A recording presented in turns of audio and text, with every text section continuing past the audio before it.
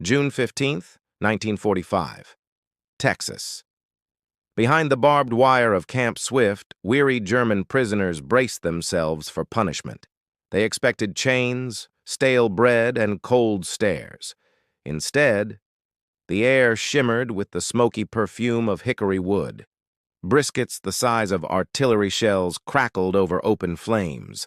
Children darted past with ice cream cones and bottles of Coca-Cola fizzing in the heat. For men raised on years of Nazi propaganda, taught that America was weak, starving, and collapsing, this was more than a surprise. It was a collapse of belief. How could their enemy, the same one who had crushed their army, treat them not with cruelty, but with barbecue feasts? How could the nation they were told lived on soup lines casually waste food they considered treasure? This is the forgotten story of how America fought with more than tanks and planes, how a simple barbecue could pierce an ideology stronger than steel, and how abundance itself became a weapon of war. If you love uncovering hidden chapters of history, the moments that textbooks leave out, stick with us. And while you're here, don't forget to hit like, subscribe, and share this video with someone who enjoys stories that make you stop and think. It helps the channel grow, and it makes sure you never miss the next untold story from the past. In the final years of the war, German soldiers were saturated with propaganda that portrayed America as a hollow colossus. Radio broadcasts, pamphlets, and speeches insisted that U.S. citizens stood in breadlines and starved. This narrative painted the United States as a nation of weak workers, exploited by greedy capitalists, unable to feed its own people, let alone supply an army across oceans. To the German rank and file, it seemed plausible. Rations in Germany had already tightened by 1942. Civilians survived on black bread, ersatz coffee made from acorns, and meager cuts of horse meat. It wasn't hard to imagine the enemy worse off. Soldiers were told that America was little more than a flashy illusion, a land of jazz and Hollywood, papering over deep hunger. "Their shelves are empty," one Wehrmacht officer wrote in training notes, "and their stomachs too." For men already facing shortages at home, those warnings rang true. If Germany itself struggled, surely democracy, divided and indulgent, would collapse under war's weight. It gave soldiers confidence before facing American forces. The Reich's Ministry of Propaganda deliberately contrasted German discipline with American decadence. Posters circulated depicting overweight businessmen alongside starving workers, a false image of inequality designed to inflame suspicion and disdain. Few dared to question it. By the time Rommel's Africa Corps marched into North Africa, many believed these caricatures.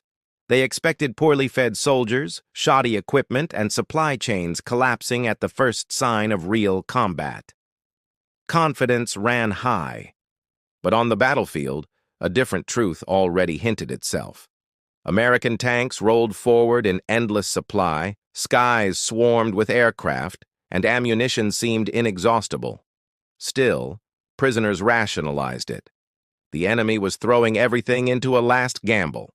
Captured diaries reveal a striking contradiction. Some soldiers admitted surprise at the sheer volume of American materiel, yet convinced themselves it was unsustainable. "They drown us with numbers," one wrote, "but surely soon they collapse." Back in Germany, civilians echoed the same illusions. Families huddled around radios where Goebbels assured them that America's glittering abundance was a mirage. Supermarkets were supposedly empty, and U.S. soldiers supposedly starved behind the front. The lie was reinforced daily. Children at school learned that American bread was made from sawdust, that citizens lived on watery soup, and that African Americans and immigrants rioted over scraps of food in crumbling cities. Even frontline officers clung to this belief. Letters sent home insisted America's apparent strength was only borrowed, fueled by British desperation or Soviet exploitation. In the Nazi worldview, democracy could never be genuinely productive.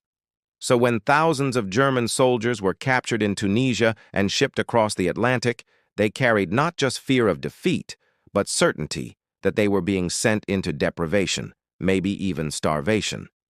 The voyage already shook those convictions. On Liberty ships, prisoners received portions of bread, meat, and butter greater than frontline rations back home. Some muttered it was only for show, staged to confuse them. But doubts crept in. If the enemy could stage such abundance during transport, how deep did their reserves run?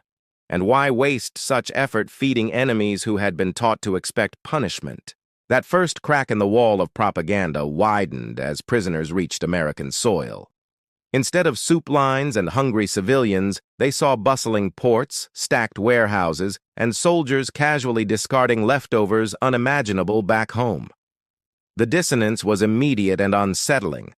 Everything they had believed, every speech, every cartoon, every poster, was colliding with a sensory assault of smells, sights, and tastes that contradicted the Reich's carefully woven illusions.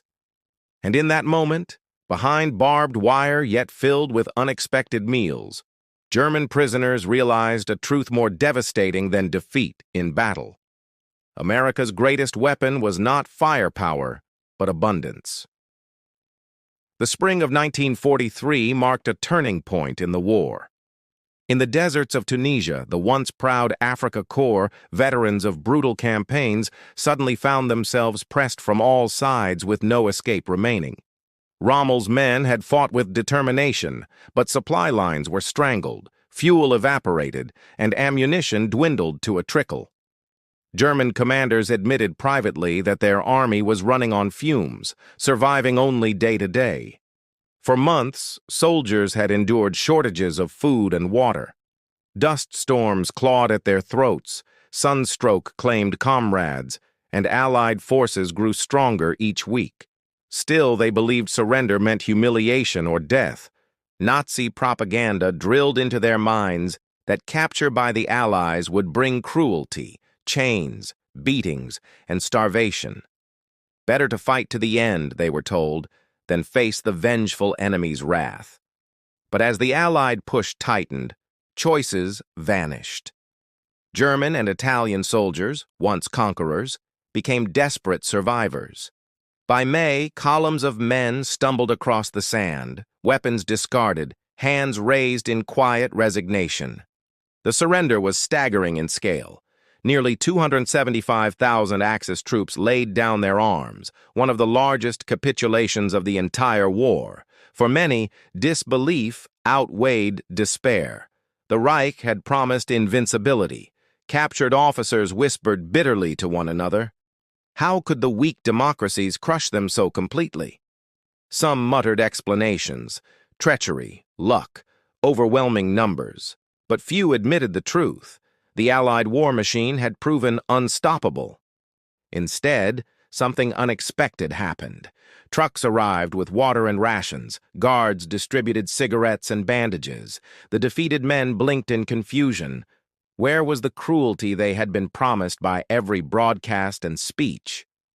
Allied soldiers, though wary, often treated the captives with matter-of-fact efficiency. To many Germans, this was shocking. They were enemies, yet they were not spat on, not beaten, not humiliated, only processed like weary logistics. The irony deepened as Liberty ships appeared at ports in Algeria and Oran. Designed to carry tanks, fuel, and weapons, these cargo giants now prepared to transport tens of thousands of captured German soldiers. The boarding process was surreal. Steel decks, barbed wire partitions, and endless bunks awaited them. Guards with carbines patrolled, yet discipline was firm without cruelty. Even here, the myth of American brutality was unraveling. And then came the food. Trays of white bread, cuts of meat, even butter were served aboard. Prisoners exchanged incredulous glances. On the front, rations had been pitiful. Now, as captives, they ate better. One diarist scrawled in disbelief, "We were told Americans starved their own people, yet we eat more in a day on this ship than a week in Tunisia." The contradiction gnawed at their minds. Each convoy steamed across the Atlantic under the constant threat of U-boat packs. Depth charges thundered in the distance. Ironically, the Germans' lives now depended on the very enemy navy protecting their passage. They whispered in dim cargo holds, wondering about the land awaiting them. America was supposed to be a nation of shortages, bread lines, and riots. But if ships brimmed with food, what awaited inland? Every mile of ocean crossed chipped away at certainty. They were captives, yet paradoxically safer, healthier, and better fed than they had been as free men under the collapsing Reich. The dissonance was undeniable. By the time Liberty ships neared Virginia, German prisoners were already unsettled. The surrender in North Africa had destroyed their military pride, but what awaited in America threatened to destroy their entire worldview. The Atlantic Ocean loomed like an endless expanse of uncertainty. For German prisoners herded aboard Liberty ships, it was more than water separating continents. It was a crossing between belief and disillusionment, between propaganda and reality. Below deck, bunks stretched in rows so tight that men could barely roll over. The air smelled of salt, sweat, damp wool, and seasickness. Every creak of steel reminded them of confinement, yet survival. Guards patrolled with carbines, but their expressions betrayed routine more than hatred. Some shared cigarettes or spoke casually about baseball, farm chores, or wives waiting back home. Prisoners realized their enemy sounded surprisingly ordinary. Food became the first shock. White bread, soft, fresh, nothing like the coarse rye at home. Meat portions large enough to share. Even butter appeared, golden and rich, spread across slices without ration stamps. At first, suspicion lingered. Some prisoners whispered that cameras would appear, that it was theater meant to impress them. But day after day, the meals arrived, generous and strangely effortless, without the expected cruelty. Conversations turned restless in the swaying holds. "If this is propaganda," one soldier muttered, "it is the most convincing I have ever seen." Laughter followed, uneasy, masking disbelief that abundance could feel so casual. Above deck, the view reminded them of danger. Convoys stretched across the horizon, dozens, sometimes hundreds of ships, escorted by destroyers cutting through waves. The scale of American industry revealed itself in steel and smoke. Depth charges thundered at intervals, rolling into the sea to scatter lurking submarines. Every explosion rattled the prisoners, reminding them that survival now depended on the very enemy navy they had once sought to destroy. The irony was bitter. They had been taught to view Americans as weak, decadent, incapable of discipline. Yet here was proof of coordination, precision, and sheer industrial power unmatched by anything in the Reich. One prisoner later recalled counting the ships until exhaustion. "They built one Liberty ship every 3 days," guards explained casually. To German ears, it sounded impossible. To their eyes, the evidence steamed alongside them. Meals reinforced the lesson. Coffee, real coffee, dark and steaming, poured freely in metal cups. Some prisoners had not tasted it in years, surviving instead on ersatz substitutes of barley or acorns. The aroma alone humbled them. The more they ate, the more disbelief grew. "On this ship," a corporal wrote in his diary, "I eat better than on the front, perhaps better than my family eats in Hamburg." Guards shared jokes, passed along chocolate bars, sometimes even translated American songs. A strange camaraderie flickered at moments, eroding the image of Americans as soulless aggressors. Instead, they appeared human, ordinary men with ordinary kindness. Yet in the silence of night, doubts resurfaced. Could all of this be staged? Could America be hiding poverty behind a curtain of bread and meat? Some clung desperately to the propaganda's warnings. Still, the sensory evidence was hard to deny. Every tray of food, every convoy counted across the horizon, every friendly guard chatting about baseball, gnawed away at the certainty of Nazi illusions. By the time Liberty ships neared the docks of Norfolk, Virginia, many prisoners no longer feared starvation or cruelty. Instead, they braced for something even harder to process: the possibility that everything they had believed was a lie. As the coastline appeared, dotted with cranes and warehouses, one thought lingered in their minds. If this is how America treats its enemies at sea, what awaits on its soil? The Liberty ships slid into Norfolk Harbor, their hulls groaning after the long Atlantic crossing. German prisoners crowded the rails, eyes wide, bracing for rubble, hunger, and hostility. What they saw stunned them. Towering cranes swung effortlessly over bustling docks. Warehouses stacked high with crates spilled open, revealing fruit, canned goods, and machinery. Trains hissed on waiting tracks, steam curling above locomotives. Nothing resembled the ruins they expected. For men who had left behind shattered German cities, the sight was surreal. Streets lay intact, windows unbroken, shop signs freshly painted. Not a trace of bombing. Not a child crying for bread. Processing began briskly. Prisoners shuffled down gangplanks under guard, boots clanging on steel. Instead of blows or jeers, they met efficiency. Clipboards, orderly lines, medical stations. It felt less like punishment, more like administration. Doctors examined them carefully, stethoscopes glinting in sunlight. Teeth checked, lungs tested, weight measured. Many expected humiliation, but found professional concern instead. Records showed malnutrition, scurvy, night blindness. Germany's so-called elite soldiers revealed as underfed. The contrast was cutting. Propaganda promised they were stronger, healthier than Americans. Yet within minutes, scales and charts exposed their fragility. The enemy did not gloat. They simply recorded the truth, indifferent yet undeniable. Then came the food. Mess halls poured hot coffee, scrambled eggs, beef stew thick with vegetables, white bread soft as pillows, butter melting across slices. Prisoners hesitated, waiting for the cameras, expecting a cruel joke. But no cameras appeared. No officers laughed at their disbelief. The food was real, steaming, abundant.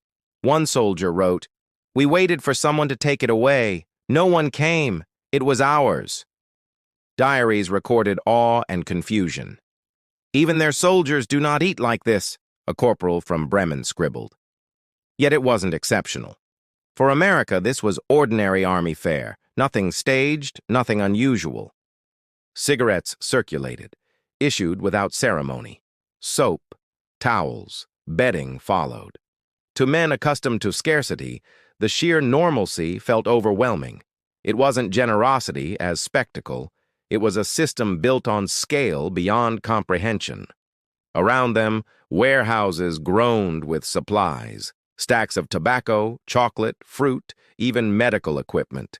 Freight trains groaned with grain and coal, sliding past as though abundance had no limits.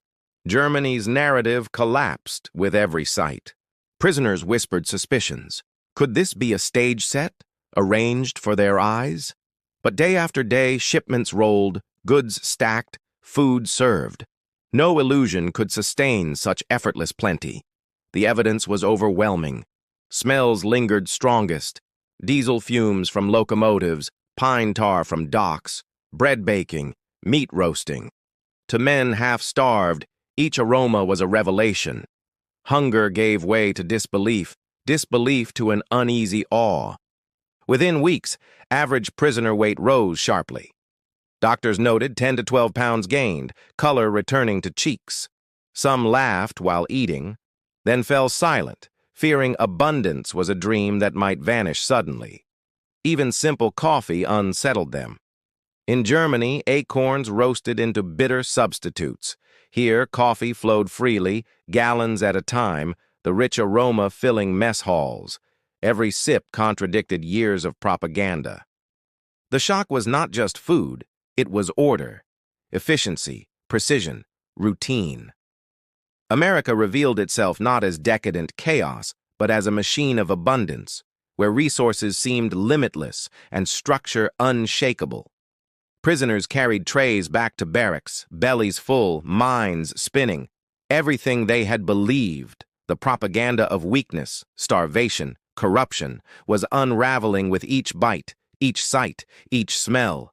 Norfolk was only the beginning. As trains waited to haul them inland, many sat in stunned silence. They were captives, yes, but captives inside a land that seemed untouched by war, a land where scarcity had no place.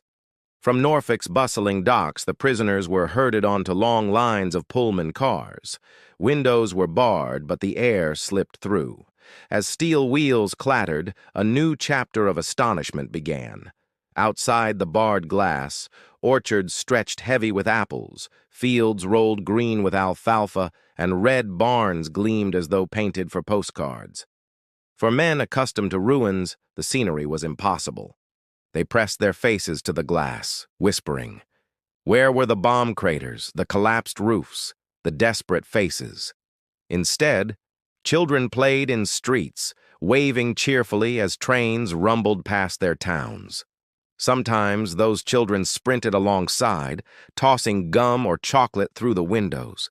German soldiers snatched the treats, stunned. A corporal later confessed, "A child's casual gift here equaled treasure in Germany." The trains surged south and west, revealing endless farmland. Corn stretched to horizons, cattle grazed behind sturdy fences, and irrigation ditches shimmered beneath the sun. Abundance did not appear staged. It was simply everywhere. The rhythm of steel wheels mixed with laughter outside. Families waved from porches, farm workers paused in fields, all untouched by war. To prisoners from bomb-shattered Europe, the normalcy felt surreal, almost unbearable. One prisoner from Cologne admitted later, "I felt ashamed. Their children had chocolate to spare while ours queued hours for bread." The contradiction cut deeply, sparking envy, guilt, and reluctant admiration. As the train climbed through valleys, orchards thickened with fruit. Entire landscapes thrived with vitality. For men raised to believe democracies were decadent, the sheer health of the land defied every speech, every pamphlet. By night, the clatter of rails lulled prisoners to uneasy sleep. Some dreamt of families scavenging in rubble. Others lay awake, replaying the abundance outside, unable to reconcile propaganda with reality. The scale of America revealed itself in movement. Freight trains passed carrying lumber, grain, or steel. Every line seemed endless, resources flowing ceaselessly. To the prisoners, it felt like watching a factory without walls. Guards, casual yet alert, sat nearby, chatting about farms in Kansas, sawmills in Oregon, or baseball scores. Their voices carried no cruelty, only routine. Once again, the enemy sounded startlingly ordinary. Meals arrived on the journey, reinforcing disbelief. Trays of sandwiches, fruit, and hot coffee circulated. Prisoners murmured, "Our civilians have less than this." Every bite confirmed that scarcity belonged to their homeland, not here. Crossing state lines, landscapes shifted. Mountains rolling into plains, rivers glinting beneath bridges, towns glowing with neon signs. Each scene added another crack in the wall of illusions they had carried across the sea. By the time the trains entered Texas, the sheer size of America weighed heavily.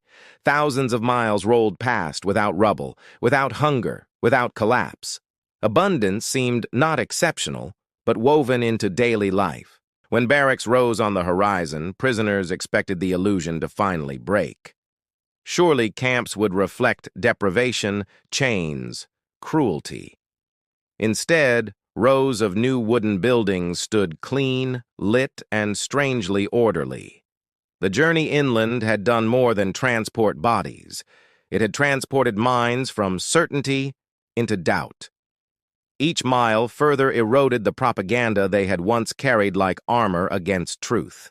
By the time trains screeched into Camp Swift, the paradox was unshakable. They were captives, yet surrounded by abundance greater than their free families could imagine. America's heartland had already begun its quiet conquest. Camp Swift stretched across the Texas prairie like a wooden city. Rows of barracks, guard towers, and workshops sprawled in every direction. To newly arrived prisoners, it felt unreal, almost too organized for captivity. Inside, electric lights glowed, water ran from taps, and latrines flushed with a simple pull.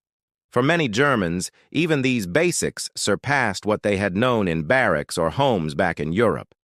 Mattresses stuffed with cotton-lined bunks, blankets folded neatly on top. Soap, towels, and uniforms were issued with military precision. Captives whispered to each other. This treatment seemed closer to hospitality than imprisonment. The mess hall quickly became the heart of daily life. 3 times a day bells rang, and trays filled with eggs, bacon, stews, potatoes, bread, and coffee. Abundance repeated itself with almost casual routine. At first, suspicion lingered. Prisoners waited for humiliation, for punishment disguised as generosity. But days passed, meals remained consistent, and hunger faded. Slowly, disbelief gave way to reluctant acknowledgement. This abundance was genuine. Prisoners soon discovered camp rations equaled those of American soldiers, around 3,500 calories a day, more than twice what civilians in Germany scraped together with ration cards. Even freedom at home seemed poorer than captivity here. Small luxuries astonished them. Peanut butter, strange at first, became an obsession. Potato chips crackled with unfamiliar delight. Pies appeared with apples or cherries. Even ordinary coffee each morning struck many as the ultimate indulgence. Canteens added another layer of shock.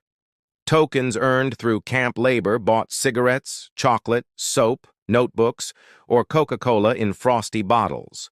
Sitting in the shade drinking soda, some prisoners confessed it hardly felt like prison.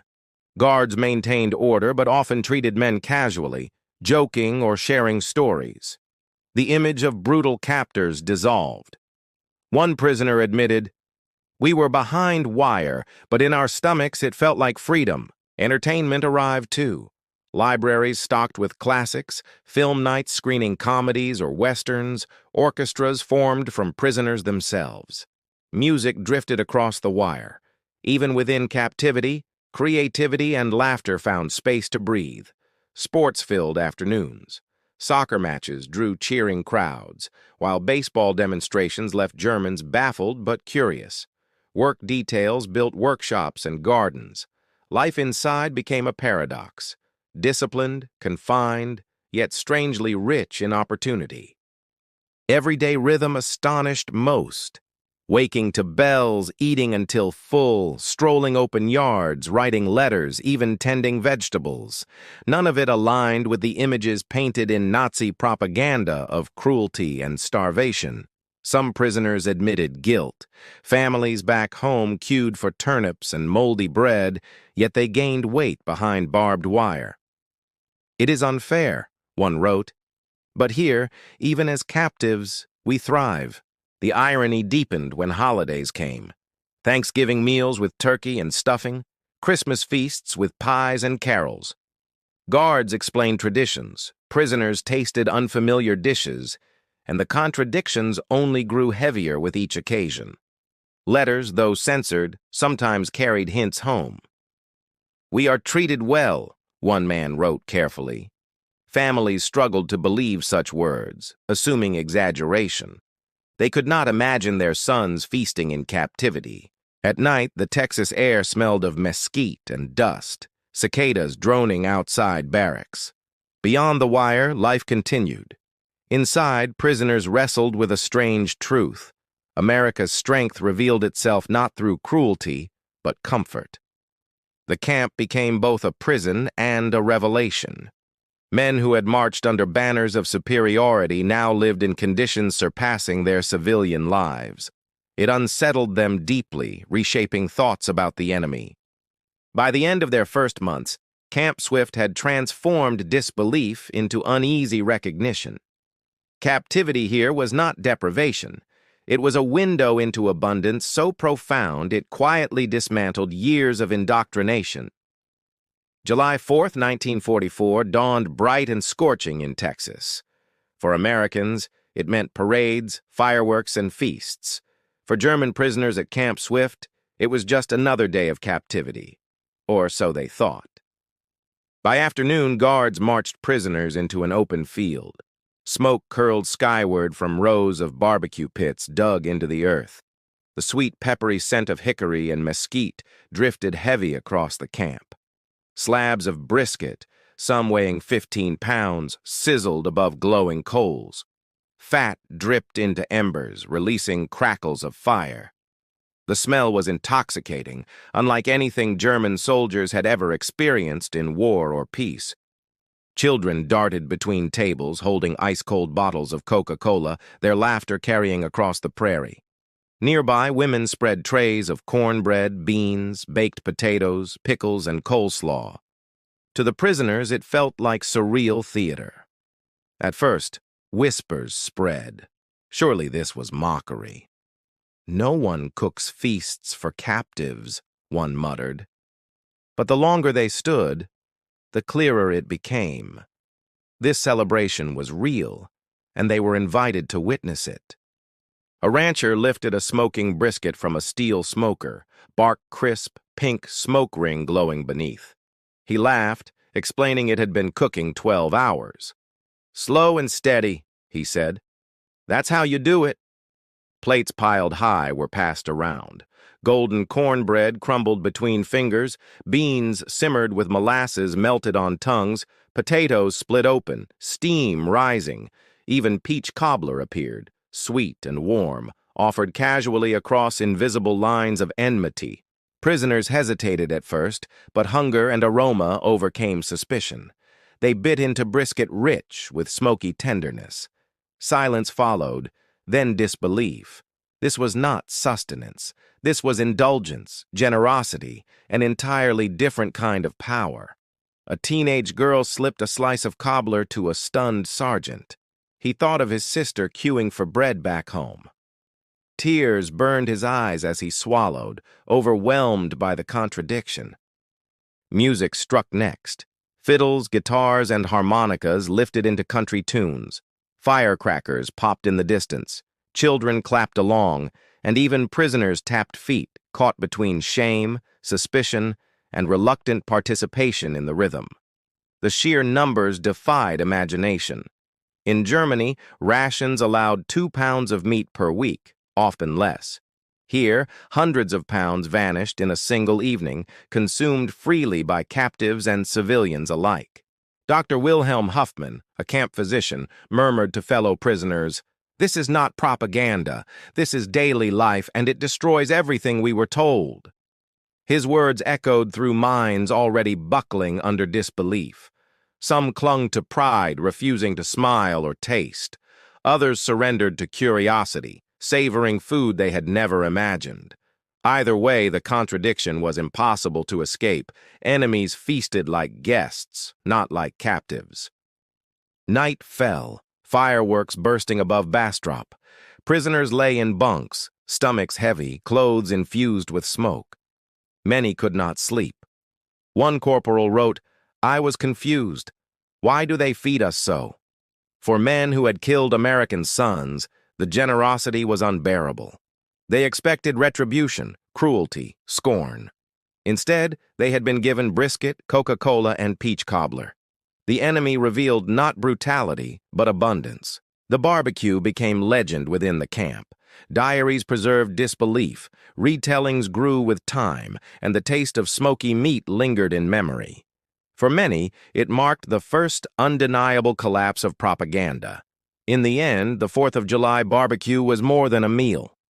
It was a weapon without violence, a demonstration that power could be shown not through hunger, but through plenty.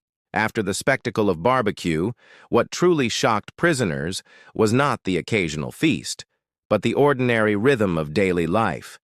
Abundance wasn't staged for holidays, it pulsed through every morning, every meal, every gesture.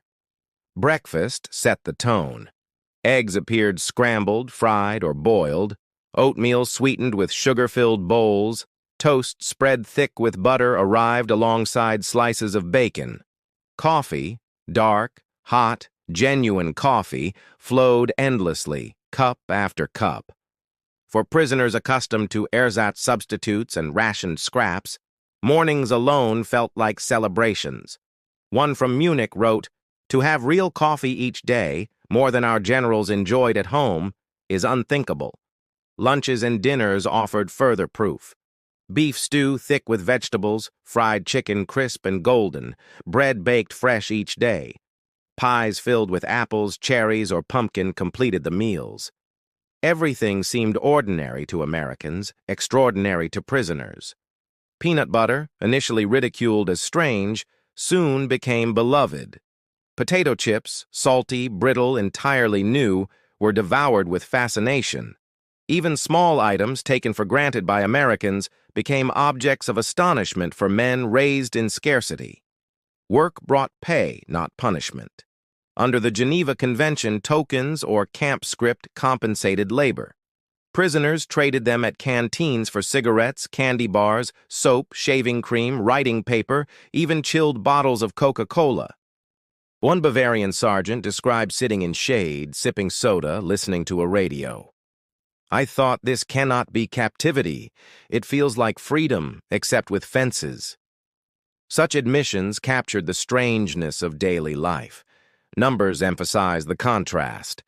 German civilians survived on as little as 1,500 calories daily, sometimes less. American camps allotted 3,500 to prisoners. The disparity weighed heavily, filling bellies but gnawing at consciences. Guilt mingled with gratitude. Some men laughed over full plates only to fall silent, thinking of families surviving on turnips. Diaries carried the same refrain. Abundance here contrasted painfully with hunger at home. Entertainment deepened the paradox. Camps organized libraries with German classics, American novels, even Goethe in translation. Film nights screened westerns and comedies.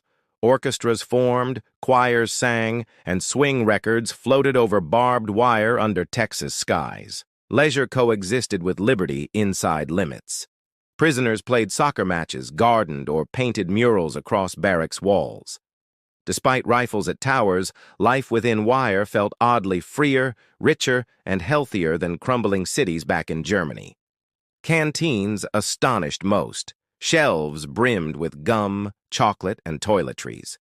Choice itself was overwhelming. In Germany, scarcity erased options. Here, even behind fences, prisoners chose how to spend tokens, luxury in its most basic form. Guards often spoke casually, explaining holidays or American customs, even teasing about baseball. The conversations, unforced and ordinary, chipped away further at enemy caricatures. Americans seemed less like monsters, more like neighbors across a fence. Christmas underscored the dissonance. Turkeys, stuffing, pies, and carols echoed through camps. Prisoners felt confusion rather than comfort. Families at home starved through harsh winters, yet here enemies feasted in warmth. The paradox deepened unbearably. Small details remained unforgettable. The clink of trays in mess halls, the fizz of Coca-Cola bottles, the crinkle of candy wrappers. These sensory fragments burned into memory as symbols of abundance impossible to deny. Over time, disbelief gave way to reluctant acknowledgement. Abundance wasn't staged, wasn't occasional, wasn't propaganda. It was daily, thoughtless, routine. America's strength lay not in exceptions, but in ordinary life lived without shortages. One prisoner summed it up best in a censored letter home. "If this is their normal life, then we have been lied to more deeply than we ever knew." By mid-1944, the wire itself no longer defined captivity.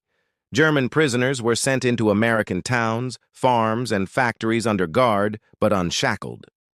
This was labor, yes, but it was also revelation beyond imagination. Prisoners stepped from trucks expecting hostility. Instead, they saw grocery windows stacked with fruit, butcher shops filled with meat, children riding bicycles, families strolling freely. Entire towns bustled with abundance their propaganda swore could not exist. One man from Hamburg froze outside a Kansas grocer. "There was more meat hanging in that window than in all of Hamburg in a month," he later recalled. "I thought I was dreaming. Numbers told the story clearly. By 1945, more than 200,000 prisoners labored outside camps, contributing tens of millions of workdays. They harvested wheat in Nebraska, picked cotton in Texas, felled pine in Arkansas, and built roads. Payment came in canteen coupons, not dollars, but even this was more than their families back home possessed. Cigarettes, chocolate, and soap became luxuries for prisoners, while their children starved in ruined cities across Germany. Farmers often treated them with civility. Some offered lemonade or sandwiches beneath shade trees. Church groups delivered bread and jam. A Minnesota woman remembered her mother feeding young Germans because they looked too tired to harm. Shock carried another layer. Instead of stones or curses, they received smiles, small kindnesses, casual greetings. The enemy's ordinary humanity disoriented them more than battle ever had. They had expected hatred, not hospitality. The abundance was undeniable. Grain elevators rose like towers. Freight trains rattled past, carrying more food than entire regions of Germany could muster. Children bought ice cream with spare pennies, indulgence unthinkable under Nazi rationing. Suspicion remained for some. "Perhaps it is a show," whispered one prisoner. But repeated trips, week after week, revealed the same truth. Full markets, busy factories, towns untouched by bombing. Illusions grew harder to defend. The guilt was suffocating.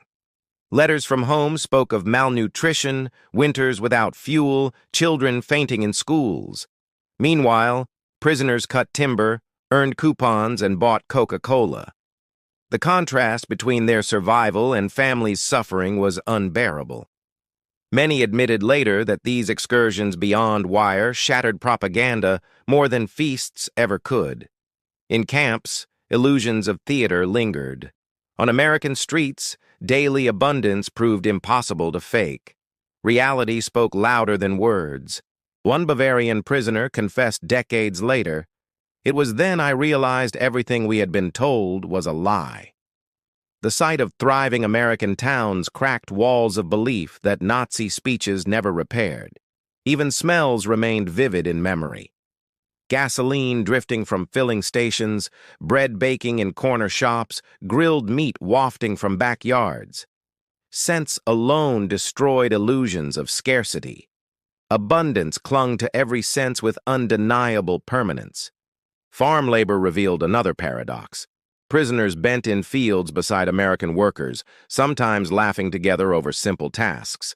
The supposed decadent weaklings of propaganda worked hard, efficiently, and without collapse. Myths dissolved in sweat and soil. Some prisoners saw irony everywhere. They had marched as conquerors through occupied towns, demanding tribute. Now, defeated and captive, they were fed better, treated more kindly, and welcomed more warmly than they had ever expected. The deeper truth emerged slowly. America's strength was not spectacle.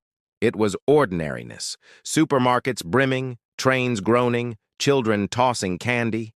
The everyday rhythm outside the wire struck harder than speeches, harder than weapons, harder than bombs. As trucks returned them to camp each evening, prisoners sat quietly, staring at their hands. They were laborers, captives, defeated soldiers, yet they had glimpsed a prosperity that their families might never know. Beyond the wire, illusions shattered. The Reich's myths could not survive America's streets. Ordinary life, lived freely with abundance, proved to be the sharpest weapon democracy ever wielded. By late 1945, trains rumbled again, this time carrying prisoners not into America's heartland, but back toward the ports. Their days of Coca-Cola, brisket, and abundance were ending. The return to Germany awaited. The Liberty ships felt familiar, yet different. No longer did disbelief fill the holds. Now dread settled in. They knew what awaited across the Atlantic, not abundance but devastation beyond words. On American soil, they had gained weight, grown strong, even laughed at movies and music. Now letters from home told of hunger, rubble, and ration cards that promised little but disappointment. When ships docked in ruined Europe, shock overwhelmed them. Cities once vibrant stood as skeletal ruins. Cologne, Hamburg, Dresden, bombed landscapes stretched for miles, hollow shells of stone where families scavenged for survival. Daily rations had collapsed to under 1,000 calories in many zones. Bread lines wound endlessly, children fainted in classrooms, old men collapsed in streets. Freedom, they realized, now meant starvation, not strength. One prisoner later recalled stepping onto German soil. It was like falling from heaven into hell. I had eaten 3 eggs for breakfast in camp. Here my children shared one between 4. Another wrote of his wife, her face older, body frail. Children's cheeks were hollow. How could he explain that in captivity he had eaten steaks and pies while his family survived on turnips? The guilt gnawed at them mercilessly. They had expected punishment in America, yet lived comfortably. Returning home, they carried shame heavier than chains, the knowledge that as prisoners they had lived better than free families. Black markets thrived in ruins. Cigarettes, once canteen indulgences, became currency worth more than bread. Some men smuggled what little they could from America, knowing those tokens meant survival for wives and children. And yet, even amid despair, memories lingered. They remembered libraries stocked with books, soccer matches in camp fields, barbecues with music and fireworks. Captivity had shown them a version of democracy unimaginable under the Reich. Some carried bitterness, believing they had tasted plenty only to be cast back into scarcity. Others carried seeds of conviction, that abundance was possible, that democracy could provide something Nazism never delivered: stability, fairness, dignity. Historians later argued these experiences mattered. Former prisoners became voices for reconciliation, for rebuilding with new systems. They had lived inside the paradox, defeated in battle, yet awakened by ordinary prosperity. One veteran summed it up decades later: "We were defeated twice, first by their armies, then by their way of life." The second defeat cut deeper, lingering long after uniforms were shed. The lesson extended beyond prisoners themselves. It hinted at a truth about power. Bombs could crush armies, but abundance could shatter beliefs. Coca-Cola and brisket undermined propaganda more effectively than bullets or bayonets. The barbed wire rusted away, camps emptied, and America moved forward. Yet for those who returned, memories remained sharp. They had glimpsed another future, one their homeland could not yet imagine. Even as they rebuilt rubble into homes, planted gardens in bombed fields, and struggled through shortages, they carried an echo of Texas smoke, the fizz of soda, the laughter of children tossing candy. The paradox became their inheritance. They had entered captivity expecting cruelty, only to find comfort.